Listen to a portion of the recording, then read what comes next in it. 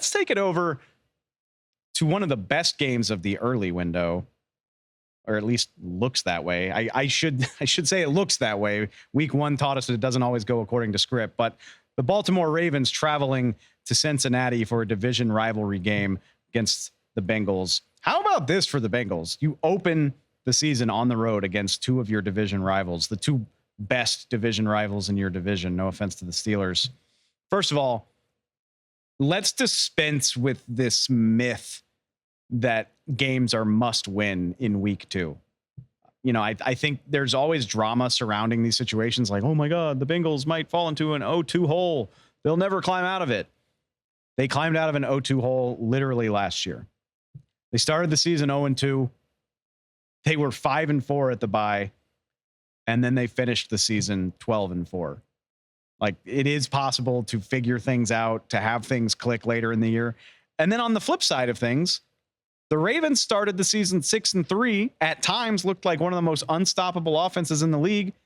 They were 9-4 at the bye, and they finished 10-7. They wind up meeting in the playoffs. The Bengals win a nail biter. I know Lamar Jackson was hurt. The point is, nothing about early September is indicative of where any team is going to go for better or for worse. So settle in for what I think is going to be a really fun matchup. I don't think it writes the story on either team's season.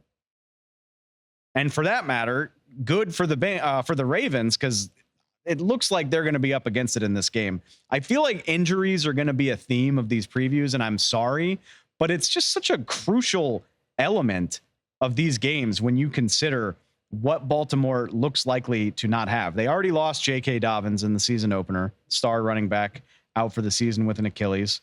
Still not sure about the status of their star cornerback, Marlon Humphrey. Might play, might not. Tyler Linderbaum is banged up, the young center. Ronnie Stanley, your talented but injury-prone left tackle, also banged up. And your big-time safety, Marcus Williams, the vet safety, all banged up, all might miss. And at the very least, a few of them will miss. That is a tough pill to swallow, considering the Bengals seem to be about as healthy as possible and have a bad taste in their mouth from only scoring 3 points in Cleveland last weekend. Not saying that is the only factor to consider, but it sure weighs heavily in your mind when you're talking about a battle of heavyweights. For my money, I'm curious about the Bengals offensive line. They got beat to hell by Cleveland last weekend. Zadarius Smith and Myles Garrett just made him a punching bag. Adding Orlando Brown in the offseason did not really seem to do a whole lot for Cincinnati, but that is a heck of a talented pass rush duo. Jim Schwartz, the DC in Cleveland, is famous for his pressure, for his ability to generate pass rush. I don't know that the Ravens can match that production. We talked in the preseason about the lack of a true star pass rusher. David Ajabo, the second-round draft pick, maybe he can grow into that. There's definitely talented players on this team, but I don't know that not that I don't know. I know you don't have a Myles Garrett or a Zadarius Smith here. Looking at the matchup against the Texans, the Ravens are charted with 14 pressures of CJ Stroud on 44 dropbacks. Credit to them. They did turn 14 pressures into 5 sacks, but that is rookie CJ Stroud making his first career start on the road in Baltimore. It's fair to wonder how much of that is Stroud's indecisiveness, not recognizing coverages, not dealing with the situation very well. And then you think about the fact that they'll be going against Joe Burrow, and I wonder how well they replicate that. I do think Burrow will have more time to throw, or at the very least, Burrow will be more capable of manipulating the pocket, getting away from pressure, stepping up, hitting his throws. And if the Baltimore secondary is as beat up as it looks during the week, his receivers are going to be open.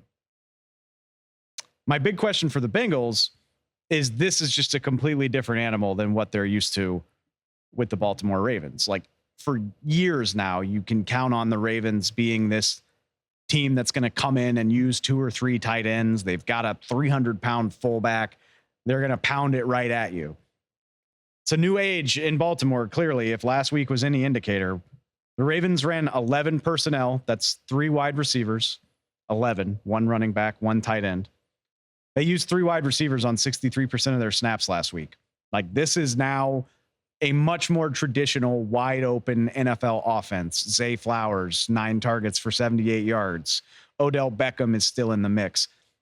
Not that the Bengals don't have the personnel in the secondary. They have good corners, but this is going to be more of a test of their pass defense than what they're used to from the Ravens. Now, keep in mind also, both of their safeties from last year, Von Bell and Jesse Bates, are gone.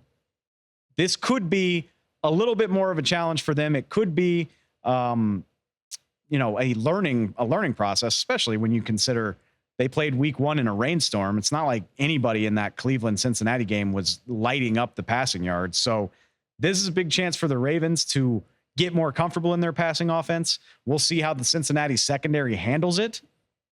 I'm taking the Bengals. I'm sorry. For all the reasons I just said, I think Joe Burrow is going to have better luck with the pass rush. I'm taking the Bengals 31-27.